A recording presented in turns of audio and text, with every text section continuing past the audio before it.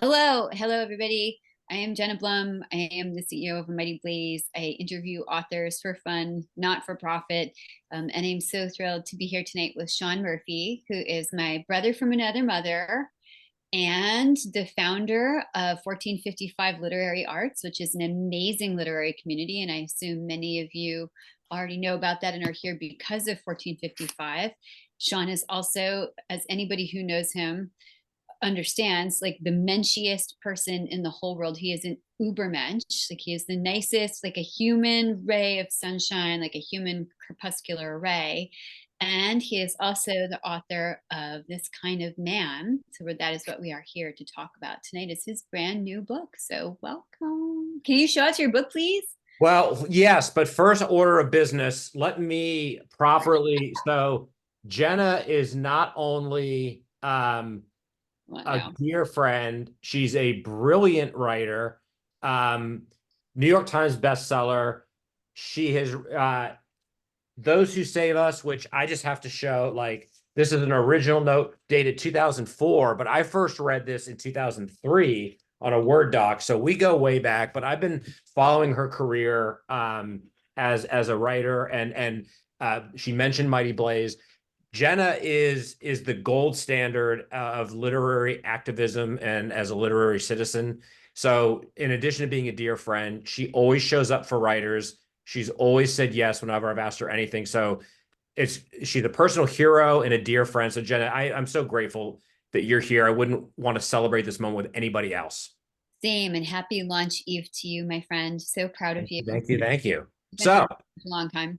Yes, hold up that beautiful book right to the camera and I'll see it. I'm obsessed with this cover and have questions about it. okay, well, we're here to talk about it. So, as I said at the outset, I am at your service. This is not our first rodeo, but it's been a while, I think, since you've been asking the question. So, I'm excited and nervous. You should be so nervous talking to me. Everybody should be deeply, deeply unsettled talking to me. Really, I just want to know about your book because I know you as a poet, and I know this is a departure. I want to know about toxic masculinity, although many of us probably feel we know way too much about that. And then how one remains a good man in this challenging world. But first, can you please introduce your new book to us? Tell us what This Kind of Man is about.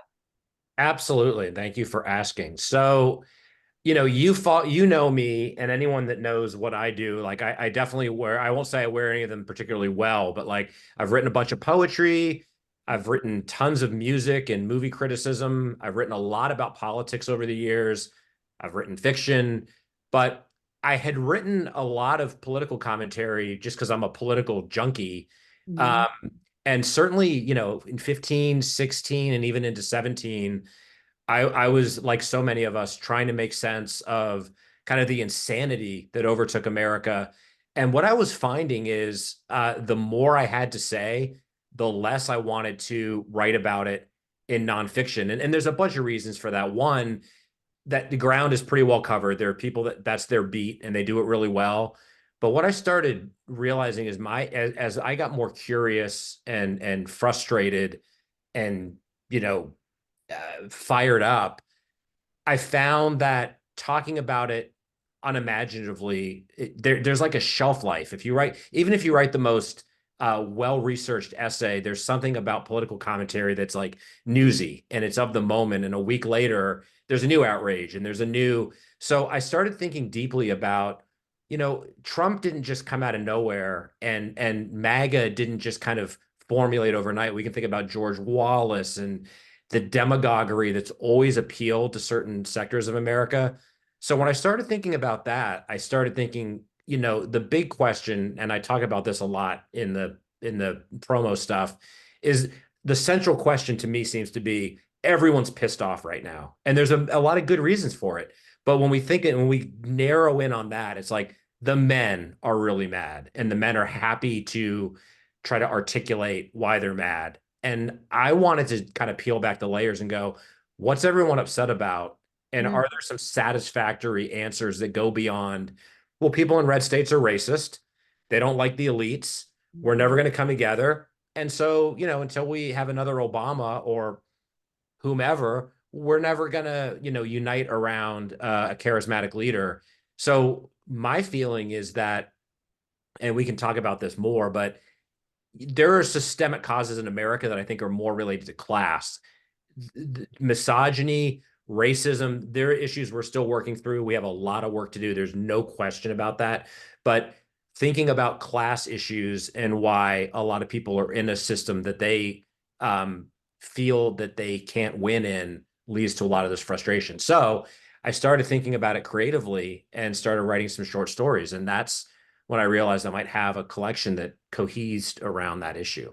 Really interesting. Why do you think the men are so mad? Because I know a lot of women who are mad, especially as our rights seem to be being sent backward to a different century, and in fact are in many places, and it might not stop there.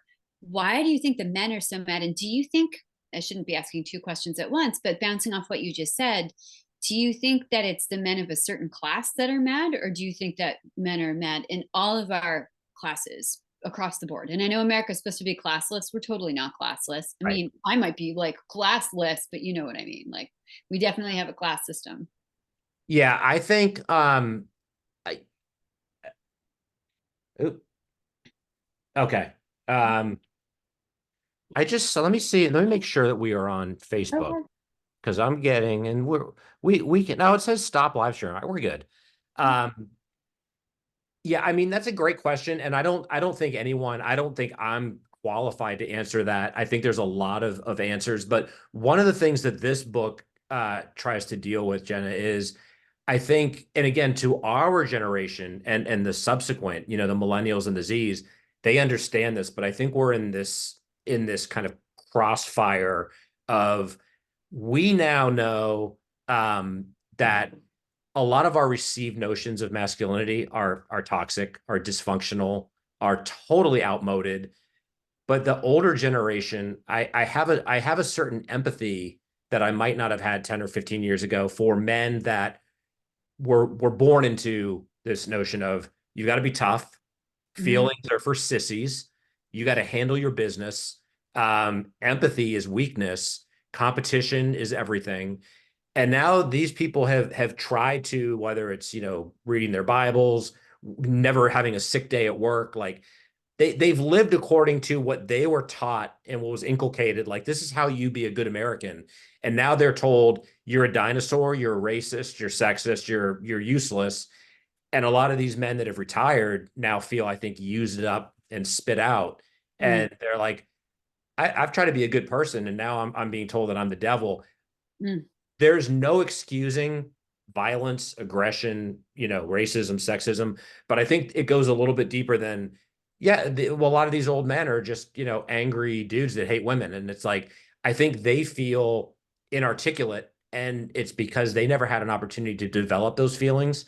So we've got that going up against this newer generation that I think has a tremendous amount of empathy, an admirable amount of sensitivity, but there's a fragility because now with social media, we're measuring each other in different ways and everything's an argument. And this whole notion of zero sum game, whether it's in the professional world or social media world, everyone's trying to win. You're trying to win the soundbite. You're trying to win the election, trying to win, promoting your book, whatever it is. So I think that puts people at odds. So I don't think that explains the anger, but again, I think it goes deeper than just, yeah, people are angry because the world's messed up or everyone's woke now. So this is legit pushback. I think there's a lot of people that feel no one's listening to them. And it's weird because everyone's yelling right now. Right. But the more people yell, the less anybody can hear anybody, because it's just sound and fury signifying nothing, right? Yeah. It's really interesting what you're saying. It reminds me of a book I just read. I interviewed Kristen Hanna recently, which is such a great privilege. And she wrote a book called The Women, about the female nurses of Vietnam who came home and were told that their service had not existed alongside their male counterparts who went to war thinking that they were being, quote, good Americans, right? They were fighting the wars like their dads had fought war and grandfathers had fought wars. And when they came home, the tide of popular opinion had shifted against them, so that people were spitting on them and calling them baby killers. And so not only were they traumatized, but they also were demonized. And I feel like, in some way, what you're saying is that there are, in the older generation, sort of just like people feeling demonized for being themselves or doing what they thought were right in the first place.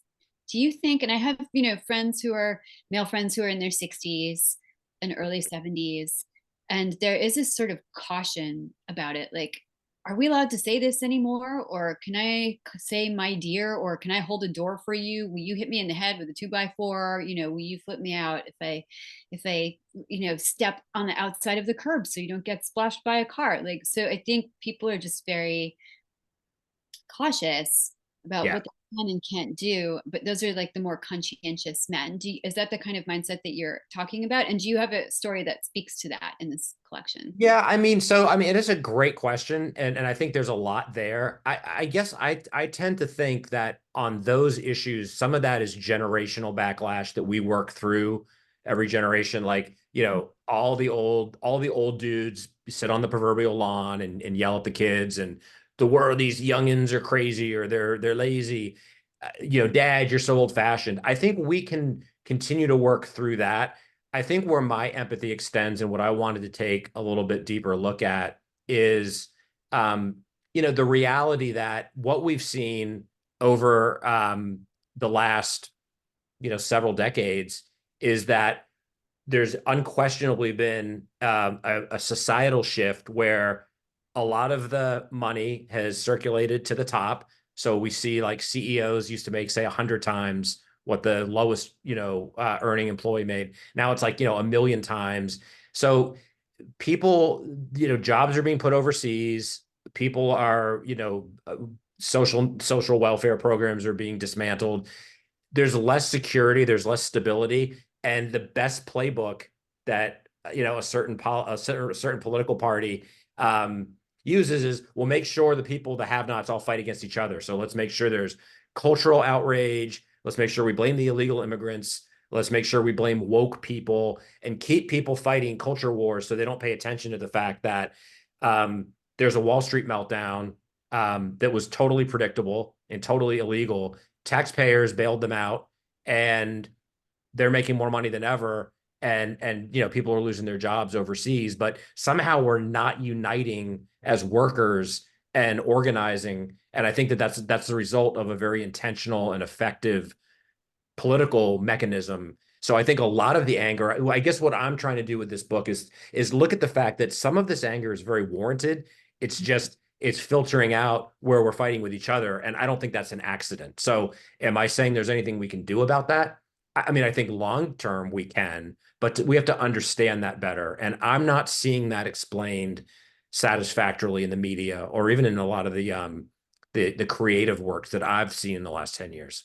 Mhm. It's such a fraught topic to wade into, toxic masculinity. Like, it's its own hashtag, obviously. I know that you came to this book, as all of us hopefully do when we write a book, like tugged by your own sense of necessity, like tugged into it by a sense of emotional necessity. Did you feel once you started writing the stories like you had some sort of, I guess, hangover from it? I mean, because it's such a difficult topic.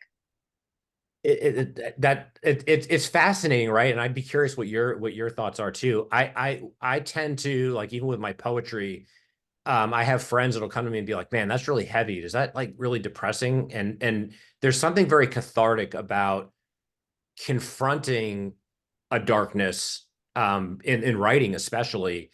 I think you get out the other side because what I think what we're trying to do through fiction, right, is we're trying to get inside the skin and inside these characters. So it's you have to embrace kind of the darkness to get in there.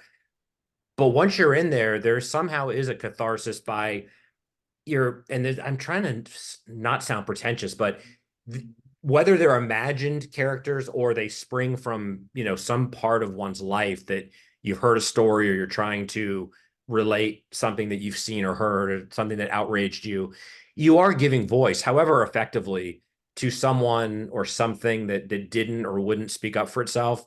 So I find that to be an act that kind of redeems the darkness.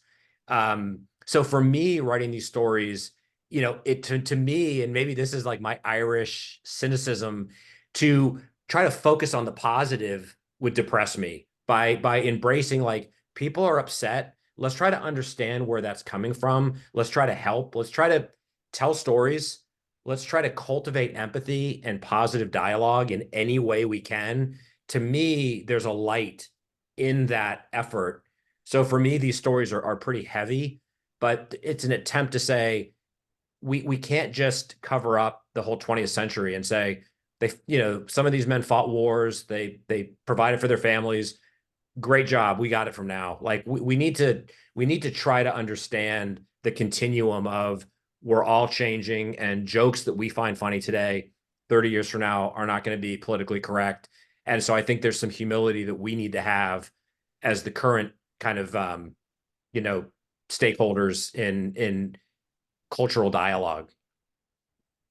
Can you describe what the spectrum and scope of the stories is in the book? And I will preface that by saying one thing that authors have a really hard time doing most of the time is actually talking about the content of their books. So I'm going to like hold your feet to the fire there. Like we love to talk about how we wrote the books and why we Yeah. wrote the books and just about everything but what's in the book. But I want your audience to know and to have a sort of calling card to the spectrum of stories that you've created here. So can you give us this sort of a Reader's Digest pitch about the stories? Yeah, I mean, it's a great question. I appreciate you asking it, and you're right. It's odd, right? Like I think Yeah, you would writers, think it's just like these are our babies. So we should be like, oh my God, look at my baby. It's so beautiful. Today she's wearing this and he looks like that. He can tap dance, But I mean, people usually answer that question by like, again, talking about process. So I'm like, Sean, yeah. tell us about the book. Tell us about the book. We How want to. many writers can say they're at a party or whatever, and it's like, "What's your book about?" And it's kind of like how can you not know that answer? But It's I, so hard though, that elevator. I actually make my novelists in my workshop rehearse that question. Like they have to give an elevator pitch. And if I had an actual elevator to put them in, I would put them in it and make them ride from the first floor to the 10th. And that's all the time you get, but you have to sell that book. So sell us your book. So I would say the impetus of these stories, and it's a really interesting paradox, and I'm catching myself saying it, but it's like I would say with maybe one or two exceptions, there's almost nothing true in any of these stories. It's not thinly veiled autobiography, but I know these characters, and I don't mean that in the writerly, like I know these people that I created. These are springing from, I consider it the good fortune of having a somewhat interesting life in that I worked in the service industry for years. I was in part of the dot-com boom and bust. I worked in the tech industry and saw a lot of kind of the not only the innovation and how like these things, over the course of a decade went from, you know, becoming what they are. I've traced kind of the cultural evolution of America through my professional career and then running a nonprofit and being a writer. So whether it's like bosses I've had or coaches that I had, priests that said mass when I was a kid, teachers, the whole gamut, like I've known these people. And so in this book, they've been springboards for people that I feel need to be acknowledged, or especially the people that I've purposefully not emulated. The Mhm. the coaches and men and bosses that have been in my world, or frankly, some of my acquaintances. I hesitate to say friends because I don't think I'm actively friends with anyone that is racist or outwardly toxic, but some of my friends that are maybe less evolved, or I go back a long ways with, all of these people are filtering in. So, I mean, I do worry a little bit. Like, there's a lot of dads in this book, and my dad's still with us. And, he knows, and everyone that knows me and knows my relationship with him, my kind of inoculation against that is I truly don't believe if you have the kind of father that is described in this book, you can't write a book like this because you're writing your own memoir about, you're horrible. You're writing The Great Santini or Prince of Tides. So the elevator pitch is really it's giving voice to a type of man that is by essentially inarticulate. So this is, getting inside the head of a man that maybe is looking at his dying wife and inexplicably feels envy because he looks at someone and says, she's had real relationships. She's been able to tell our kids or her friends how she feels. And I've never been, why can't I say I love you? And these men that are struggling, again, like I said at the outset, I a lot of these people have made their own, graves, so to speak. But I have a tremendous empathy for anyone that just hasn't been taught. They weren't modeled the way our generation was better modeled. And certainly the subsequent, like all my friends' kids now have a tremendous empathy, have tremendous sensitivity. That wasn't part of the way the world was, certainly in America 50 years ago. So I think there's this rage and inarticulateness, and I just feel a tremendous pity for that. It's like About Schmidt, which was this amazing Alexander Payne movie based on a novel by Louis Begley, very different from book to movie. But I remember being so struck by the movie version of About Schmidt because Schmidt is a prototype of a dude I recognize very well, who's a Midwestern guy. And my Yeah, mom's family is all from the Midwest, and who is pretty much silent most of the time and like cracks little jokes when he is called upon to make small talk, and has worked in, one place his whole life, and his wife has done all of their socializing for them. And like what happens when his wife is no longer there to do that, yeah, and what kind of like sort of emotional awakening can a character like Schmidt have when he's at retirement age? And so I feel like that sort of inchoate rage or the inability toward expression is maybe a prototype that a lot of us recognize, whether we do because we grew up with it, or it's our dads, or it was our grandparents. Certainly, I've always been fascinated by the shifting definitions of masculinity from my dad's era to my grandfather's. My grandfather was like the Jewish Hemingway. Like he went deep sea fishing and he hunted and he was a photographer, but he was also somebody who drank a lot and was a total bully. He was like right, a Wigmacher, a philanthropist, a lawyer who pulled himself up by his bootstraps, big personality, but also, really bullying. And my dad was like Ferdinand the Bull, who just wanted to smell the flowers, like very, very smart, very gentle, very wry. Two equally masculine men in my mind, but their society would have told them differently at the time. So, what is your definition now of masculinity? I know it's a very broad question, but like for you, what constitutes yeah. ideal masculinity? So for me, I of course, I mean, I have to locate myself at some point as a straight white male, which comes with, one recognizes one's privilege, one recognizes, and I think most writers, I think most artists are just aware of the advantage to even have the opportunity to create art. That is a privilege because that just means you're not working in a coal mine, probably, or you're not working 80 hours a week. So there's the start.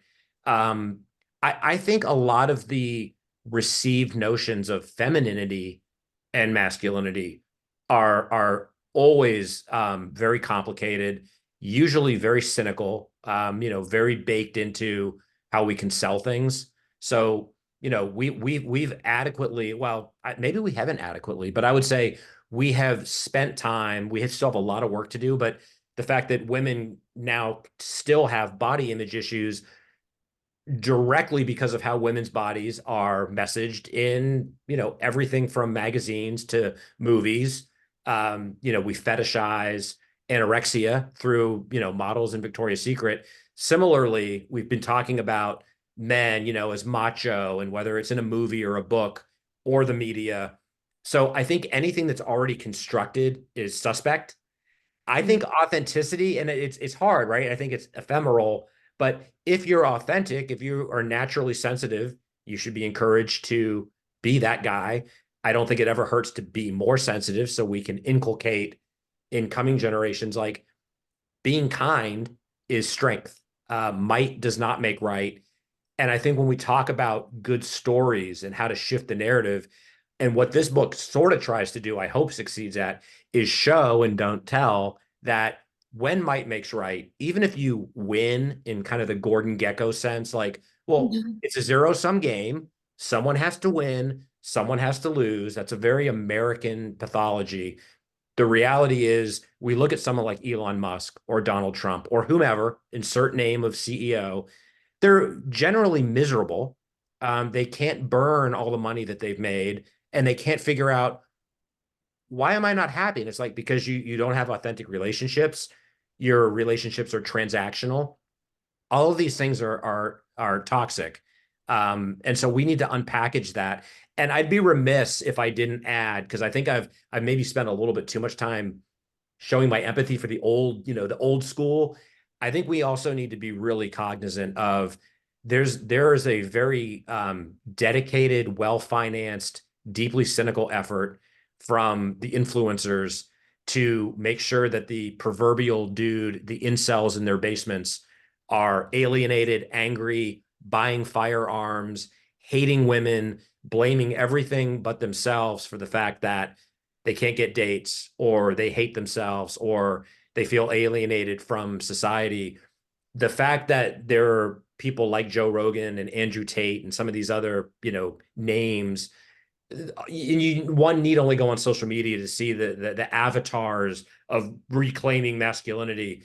Not only is that completely backwards, and I think many of us can see through that, if they were doing it from a sense of genuine conviction, I'd feel kind of bemused and say, we just got to keep telling better stories.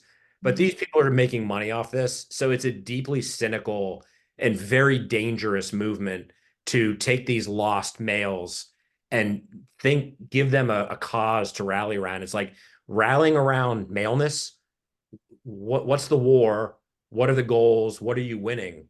And if the goal is ultimately, you're still going to be alone in your basement, but you got your bros online. The person that's losing in that, right, are the poor souls that flock to these fake prophets.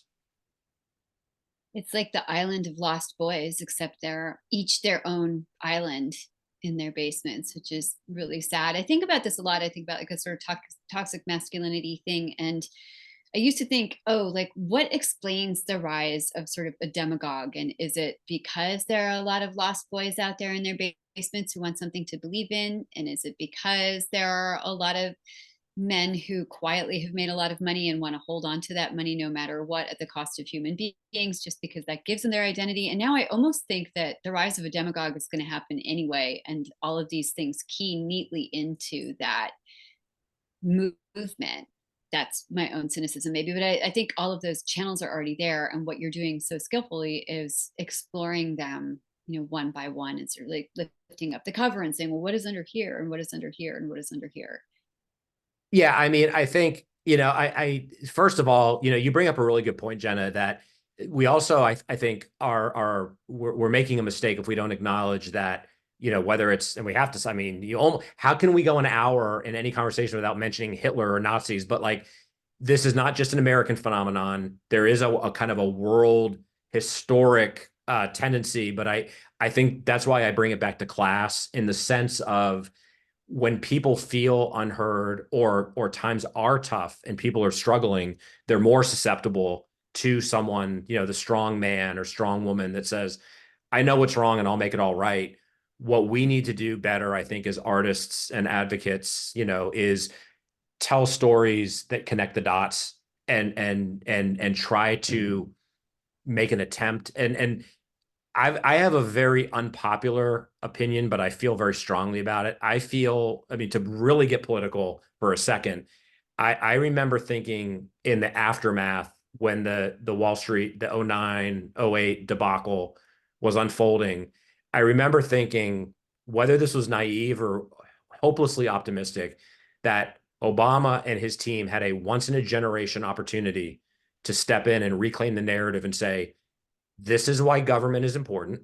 We need guardrails. We need to look out for all of you hardworking Americans that have no business bailing out these scumbags that ran fast and loose with the law. But there was no real effort to engage on that. And I think that anger created a vacuum, and a very cynical movement called at the time the Tea Party moved in and said, people are really mad. If we actually turn this around and go, it's because government's broken. It worked, and it always works. So people feel checked out. They don't want to vote, and they say, well, no one cares about me.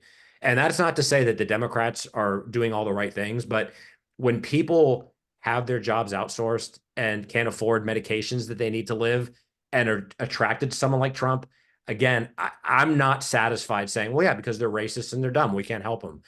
I think for the sake of our country, we need to try harder to complicate how these stories are typically told by the media. I don't want to see another story of a dude in a diner in Iowa saying, well, they're all messed up. Like, we've seen that. We've heard that guy.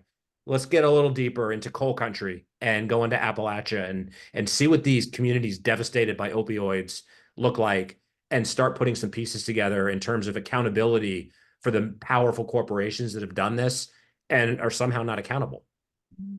One of my favorite storytellers is Heather Cox Richardson, who is a historian who does a daily column called Letters to an American, and she takes the day's news and collates it into a cohesive format, so you sort of get, what happened yesterday or what happened today, and then she places it in historical context, in American historical context, which I find sometimes very comforting and sometimes very frightening. And she has been shining a flashlight lately on the fact that the media has been covering America in a mostly negative light. Like, how badly we're doing is mentioned 87 times yesterday in the popular media, but the fact that the unions have been actually enjoying a robust comeback over the last month, thanks to Biden, that has rarely seen it all, because it's boring. It's like there's unions, and then there's like death by nuclear weapon, or climate change or whatever. So I Right. think like the shifting of narrative seems very important to me, even if, as a writer, I personally find a happy narrative to be a boring narrative. Like, if we all wrote happy books, the books would be very short. Once upon a time, there was a happy family at the end. So that's it. There's no conflict,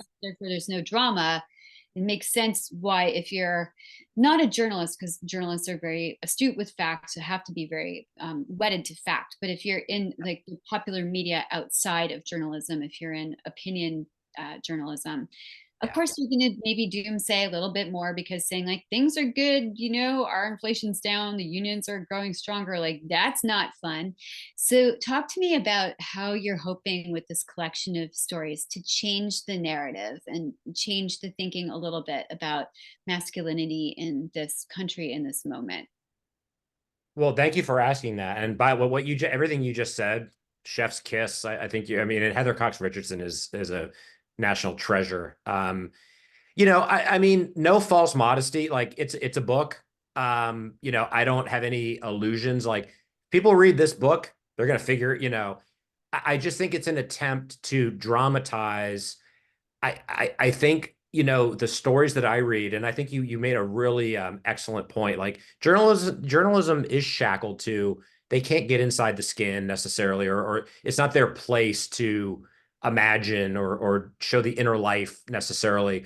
So when we dramatize these things, I'm hoping that kind of the cumulative effect of some of these stories is not just describing these scenarios of these desperate, kind of scared, angry, alienated men, but when the reader reads how unhappy they are, it does cultivate some empathy, and it gives us an opportunity to say, how could we engage with someone like that, or how could we shine a light the way you're talking about? How can we find ways to emphasize the positive, or model better masculinity? I mean, so for instance, I think about, Bobby Knight, very famous basketball coach that died last year. I never liked him because he was the quintessential 20th century, like bully, blow hard, my way or the highway. But when he gets results, I think his life is a microcosm. It's on a similar track of a Trump, but Bobby Knight got to a point where he was out of fashion. Mm. My, I don't think, cynical take is, if he had a winning program, his buffoonishness his boorishness would have been tolerated longer than it was. It was really when he stopped winning that suddenly people were like, we can't have a guy cursing at female students. I almost think we gave ourselves too much credit. Like, whoa, that kind of behavior is not tolerated. I've worked at companies where there's male CEOs that get away with outrageous abuse, but because they're powerful. So we need to find ways to show that no one is happy in situations where men are acting toxically. But I think it starts with the stories, and then we need to make those connections culturally and politically, because to affect change, I don't think my book can do it, but I know what isn't working is what we've been trying since 2015, and saying, but look at Trump, or look at MTG, or insert name of the outrage of the day, and say, can't we see through that? It's sad that enough people don't see through it, and that's a whole other topic.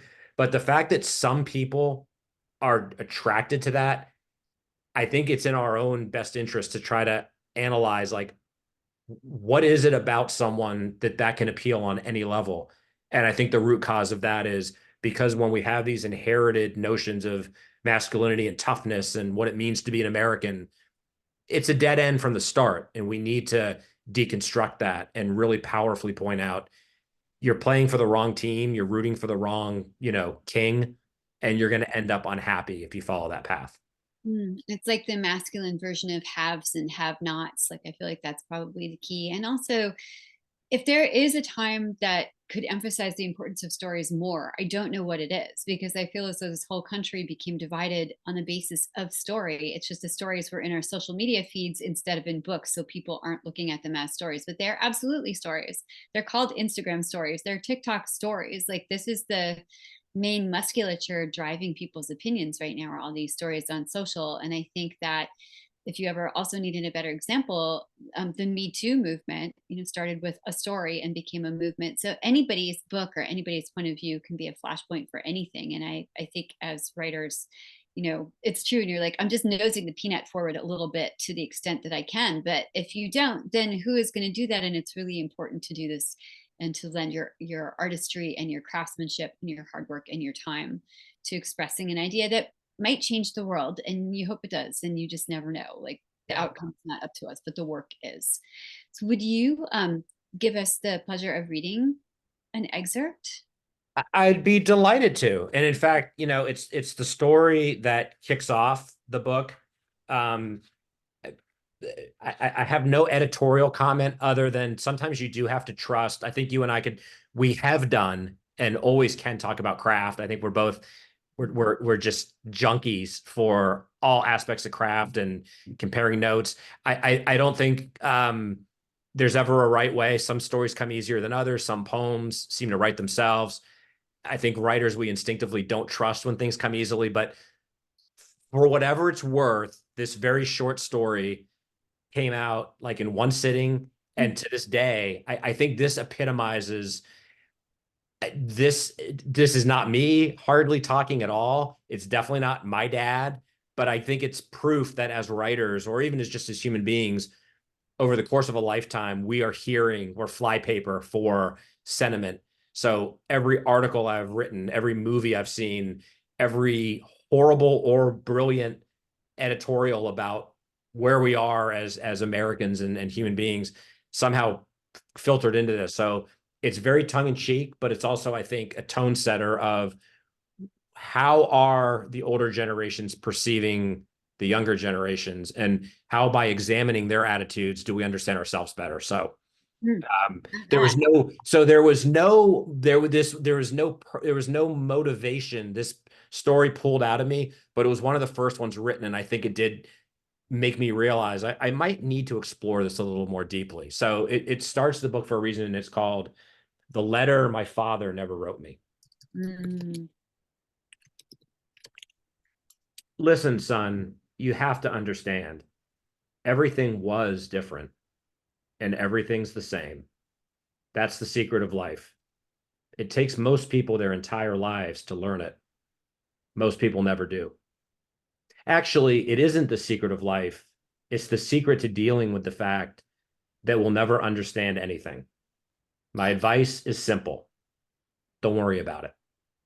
When it's all over, either everything will be explained to us or nothing happens at all. Either way, we're covered. We smoked in movie theaters when I was growing up. You can't do that now. For one thing, no one smokes. For another, no one goes to movies anymore. Can you imagine the sissies of your generation smoking on an airplane? Can you imagine a new mother today if someone lit up next to her? Did you know lawsuits used to be a last resort? Can you imagine eating red meat at least once a day? Can you imagine not counting the cocktails you had each week because no one kept count? Can you imagine a world where nobody exercised, but nobody was fat? Can you imagine a world where you had to marry certain types of women before you could have sex with them? Can you imagine when getting in a fight meant using your fists and not typing words onto a screen? Can you imagine a life without insect repellent? Can you imagine a world where there was no such thing as therapy or depression unless you were rich and it ran in the family? And if you couldn't handle reality, they put you in an institution. Have you figured out that shame keeps more people in line than any laws ever could? Do you think a car that needed fuel ever complained that gasoline didn't taste good? Do you understand what I'm saying? Can you believe we used to eat bologna and processed cheese and white bread wasn't an adjective or political statement? Did you know we didn't know what irony was? Did you know that not being able to change your oil or fix a flat tire or repair a leaky faucet meant you couldn't call yourself a man? Can you call yourself a man? Did you know no one used to be gay? But if you wore cologne, you were a queer. Can you imagine that armpit sweat and ring around the collar weren't embarrassing, but badges of honor? Do you understand that if skin cancer is the price you pay for not wearing sunscreen, so be it? Can you imagine a world where people didn't like, let alone trust, color TV? Did you know newspapers used to be delivered in the afternoon? Can you believe professional athletes in the 50s had to get second jobs to make ends meet? Did you realize there was no such thing as endangered species? Can you picture a world where priests were more respected than actors?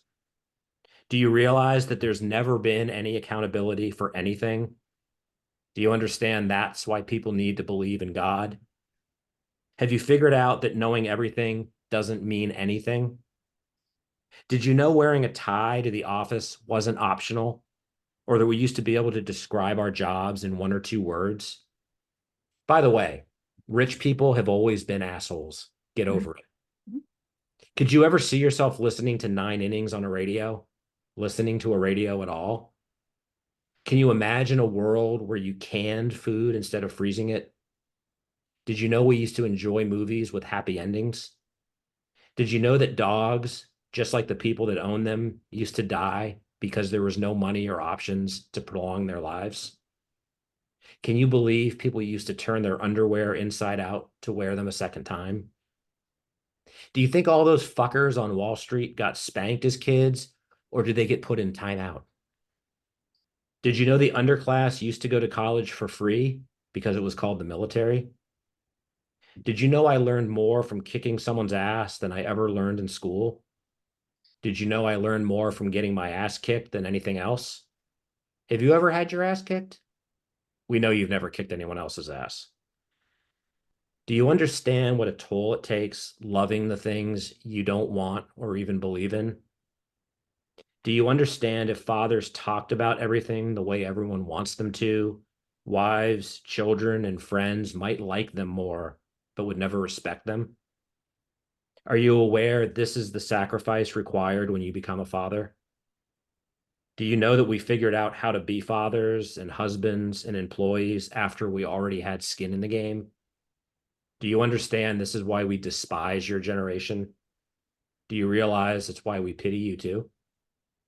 Can we agree finally that if I've done my job as a man, as a father, I won't have to tell you any of these things?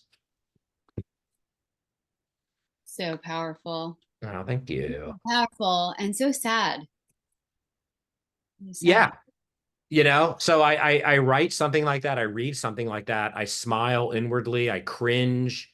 I've heard that guy. We all know that guy or that amalgamation of guys.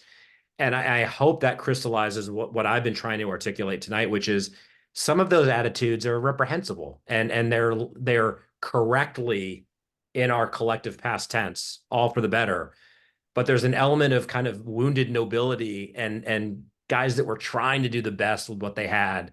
That I think we make a mistake by considering all of them dinosaurs. It's the old saw, like, talk to an older person and learn about the world.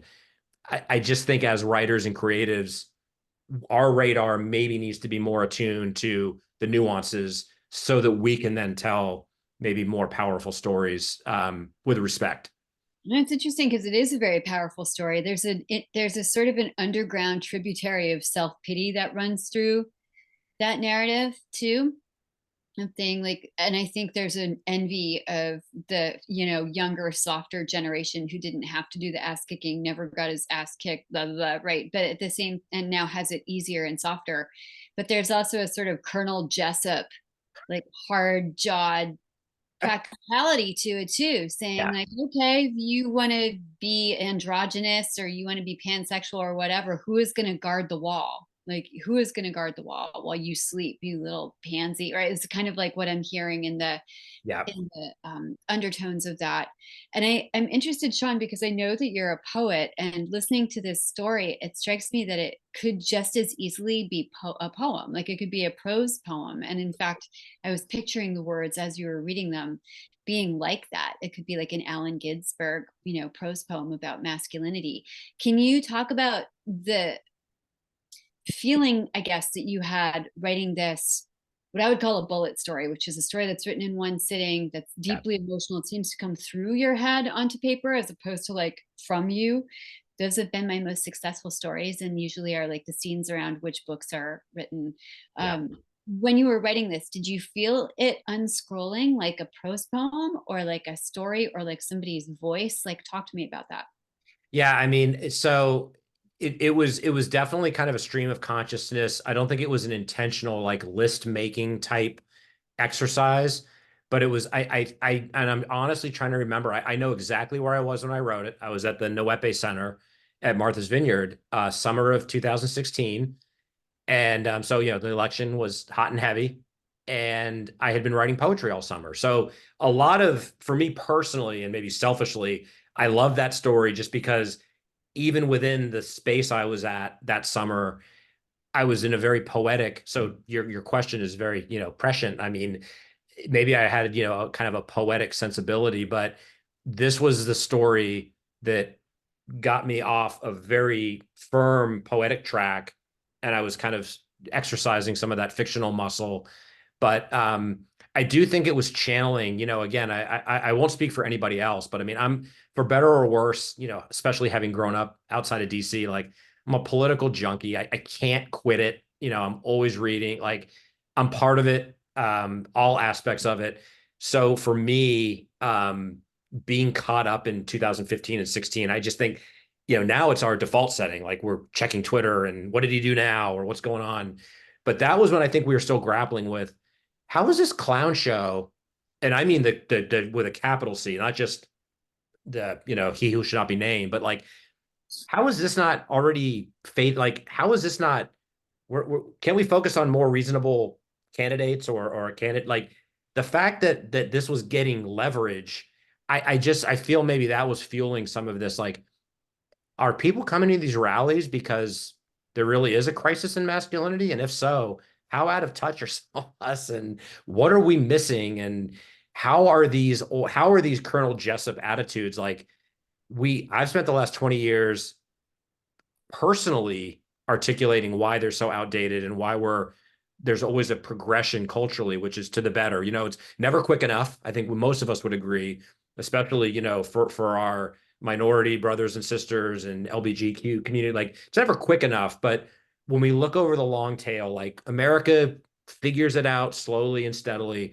But 2015, 16 seemed like this suspended, like, no, maybe we've had enough progress. And I think we're still grappling with, how is this appealing? And again, for me, it's just so unsatisfying to say, yeah, because racism's baked in, misogyny's baked in, and that's 40% of our country. I mean, in terms of how people vote and talk, that seems true.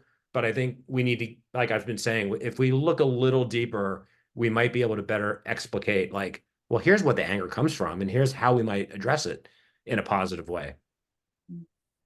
I wonder. I'm going to ask our audience if they have any questions. And if you do have questions for us, our producer will pop them in the chat for Sean's, because we're coming up on the end of our hour already, amazingly. Although to me, not amazing, because I could talk to Sean for 16 hours and it would be like a minute. But anyway, if you do have any questions, we have time for one.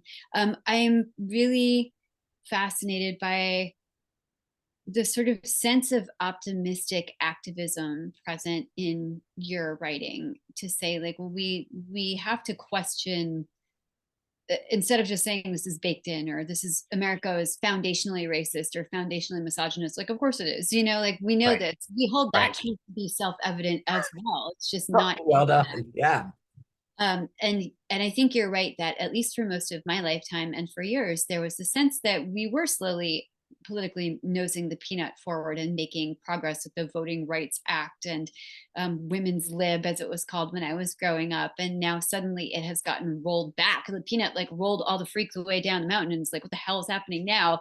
Right. And I feel as though everything is up in the air now. Like somebody just took the whole can of nuts and threw it in the air, and where it's Right. going to land this year, nobody really knows. Talk to me about your sense of optimism, if you have one, and your sense of activism, because I know that you are somebody who isn't, as you said, like you're a junkie, but you're not just doom scrolling, like you're out there Right. trying to actively change things. Talk about that intersectionality with this. Sure. It's such a great question. Yeah, you're so awesome. I think the optimism comes from a genuine belief, and I again, as a writer type, I can't even get those words out without wanting to do this, but like a genuine sense that stories matter. We're storytelling creatures. I think storytelling creates empathy, it creates awareness, it enables people to understand a language, how they can tell their own stories in whatever format. So that's always all to the good. I just think this conversation, creation, sharing, all of these are good. I think when people are hoarding money or feelings, anger, whatever, resentment, that leads to implosions and bad things. So I'm genuinely bullish on the act of sharing. But I would say I'll reserve some criticism, for my team, and say, I know social media is its own little cocoon, but everyone in America needs to understand we've gotten kind of isolated and insular in our little cocoons of elitism, and it's very easy to point fingers and say, well, yeah, the rednecks are ruining everything, and if we just got people to wake up, we'd have a more progressive future.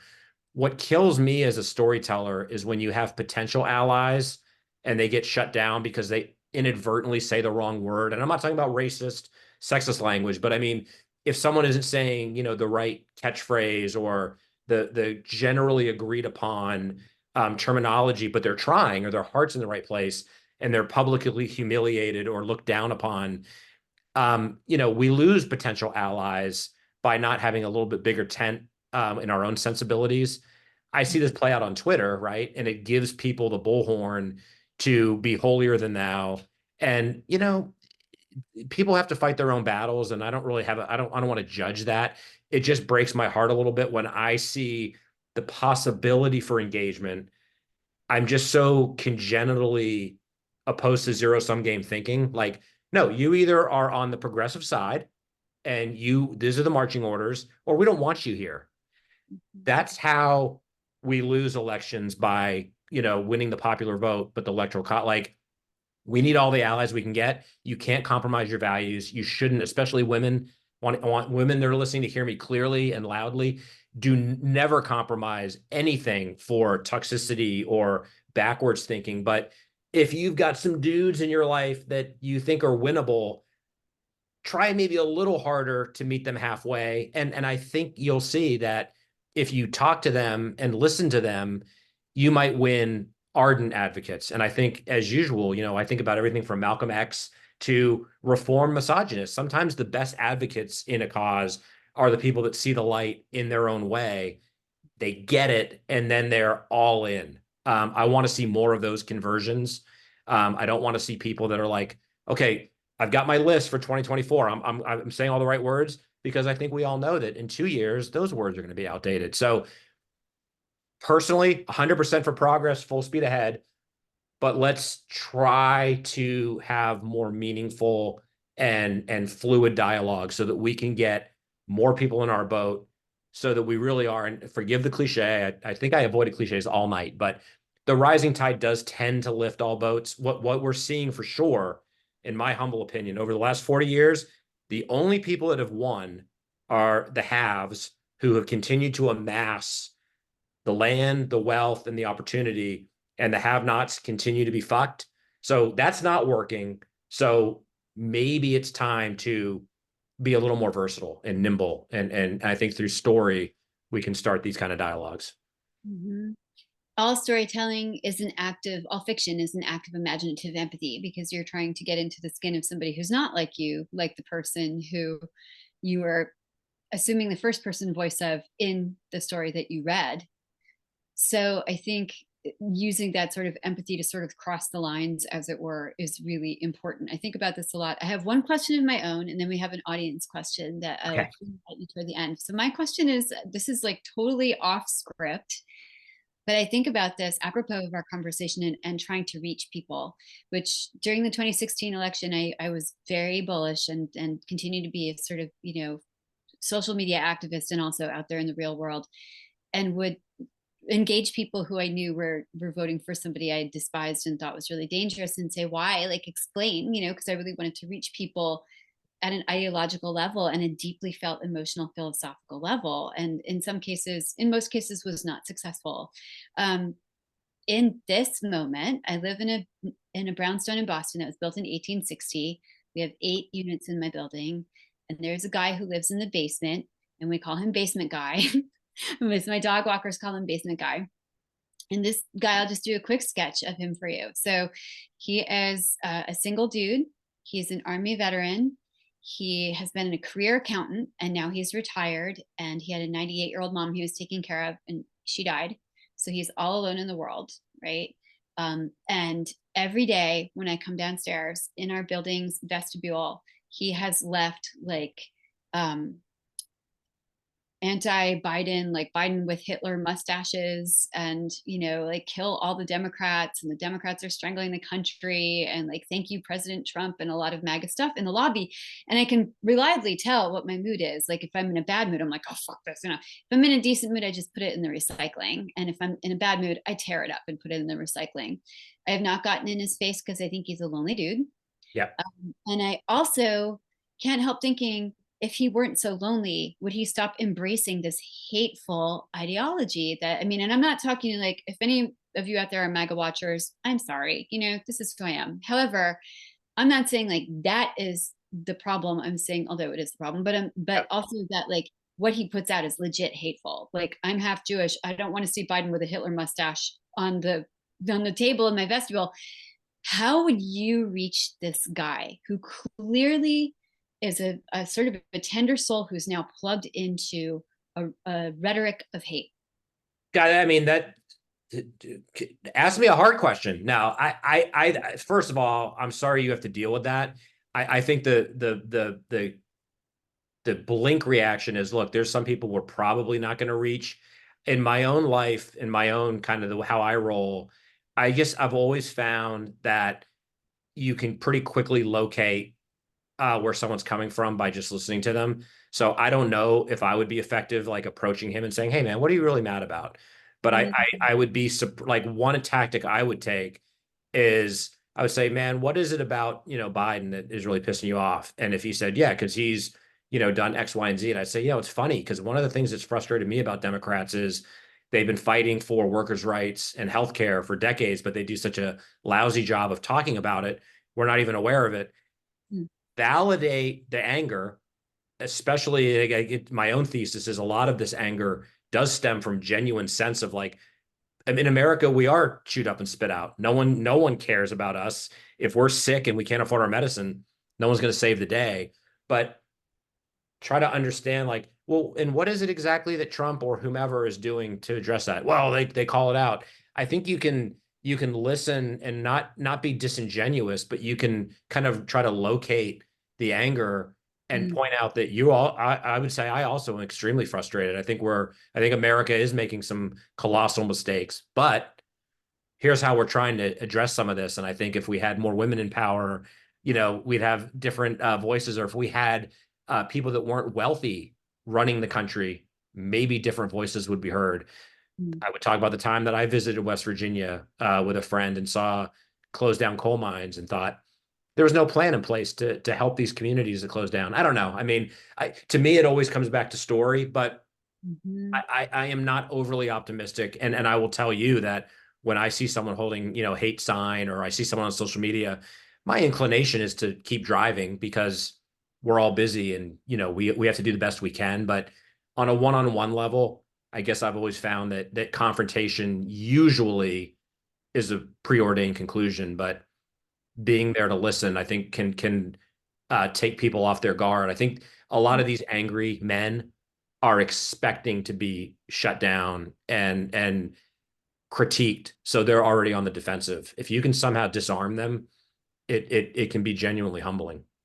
Yeah, that's interesting. Thank you for that perspective. I always think listening is a very underrated. Like Hemingway, ironically, Hemingway, one of the most, macho figures we have in the last century, Yeah. said nobody really listens. People don't know how to listen, and I always liked that quote. So maybe I'll try that with Basement Guy. We'll see. And I would be curious to know, like, what is the source of this, because I think it can come from a lot of places. The source of this disenchantment, I guess I would say. Yeah. Okay, so our question from the audience, I know we have a lot of comments. This is our question is, Sean, if you were a monarch, what would you do right now? And by the way, my gut was king, not monarch, and that's from Mason Miller. If I was king, You're the, we'd have a lot more problems than we already have in America if I was the king. we'd be too Uh, happy. We'd be too happy. We'd all be holding hands all the time. yeah, well, I mean, it would be, free books for everyone. I look, I think, the one that we what I think about when I think about the big picture is it's always about storytelling. I think, I'm always, both frustrated and bemused by the fact that there's a certain sector of our society that worships a historical figure religiously and somehow doesn't do any of the things that he prescribed to do in terms of loving one's neighbor and being humble and being kind and so forth. We talk about the golden rule, and for some reason that never applies. So I think if I had the power of the so-called bully pulpit, I would want to bring in more storytellers as opposed to consultants to talk about the communities that they live in and show how Joe from the diner in Iowa has a lot more in common from our buddy in Boston, and perhaps a professor who's a second generation immigrant. There's probably some real interesting connecting threads in terms of what their parents wanted for them, what they wanted for themselves, and what our society has not allowed them to achieve. Then we start talking about how to use our words better, and how to use words, period. Again, I'll double down on, I do have a tremendous sympathy for men or women who are at a certain point in their lives and are just not able to articulate their pain or their frustration because they don't know how to. I wouldn't trade places with someone like that for anything. Um, Teaching people that to be able to talk, to have the courage to talk and have people that are willing to listen. How can we go wrong if we're willing to agree we have to do that? Mm-hmm. I And think and no and puppies, what, Jenna, what would you and I do if I was king? Like, I mean, puppies have to somehow free treats for all puppies forever. I think I'd put all the puppies in a giant pen in the Dakotas and let them just bash around on each other and, throw lots of milk bones in there every day and watch the ensuing zoomies. And that would be, if I were the king of the forest, there would be zoomies every day, like just massive puppy zoomie. That's it. Yeah. That's it. I think you should run for president. I'll be your VP, or you can run for king. And I'll be in the court. I'll be the court jester. And that was I think we writers are made to be court jesters. Maybe the plot twist is you somehow become the king or queen, but I think you and I are very comfortable in that court jester space where we get to sample the wine and the food and let the pomp and circumstance, like, let that all go on, and we'll be behind the scenes kind of telling our stories and playing with the puppies. Totally. I love my hat with the little jingly bells. My friend Mark called me Falstaff the other night, and I was like, wait, oh, okay, I'll take that. So that's my new alter ego. Sean, what, before we let you go, would you like to tell your readers about this kind of man? Like, what would you like to say to your readers? Well, I mean, and anyone that's inclined to check it out, very sincerely, thank you. Thank you for being here tonight, listening, or if you watch this recording later. Um, you can make the world a little bit better. Never mind my book. Go out and support artists and creators of any kind, especially your music. People that are making this amazing music that makes life worth living. The mechanisms of them getting paid are increasingly tenuous. buy their album, buy their CD, support them. If you want to help me, you can go on Amazon. You can pre-order the book. It comes out on May 7th. Believe it or not, reviews matter. Leave a review, encourage your friends to leave a review. And even for our artistic community, one of my, mantras is, I think even we sensitive artists get caught up in the scarcity model and not wanting to celebrate. I think if we all celebrate each other's achievements, we're making a difference in the world, and it can help someone else out. So I look at the occasion of my book coming out as a continuum of the world that I support and live in. I would be nowhere without my fellow artists. So support artists, shout it from the rooftops, and use some of that energy. I think we've got a lot of nervous anxiety. I know I do right now with things going on in the world. I think it's very healthy to turn that into a celebration of the people that are on this earth trying to make the world more beautiful. Support that, and I think we're on the right path to reclaiming some of our humanity. All right, you heard that. And that's the kind of heart that is in this kind of man. Can you show us your beautiful book again? I certainly will. Thank you. I love this book. Everybody go. Is it on Bookshop also? Yeah.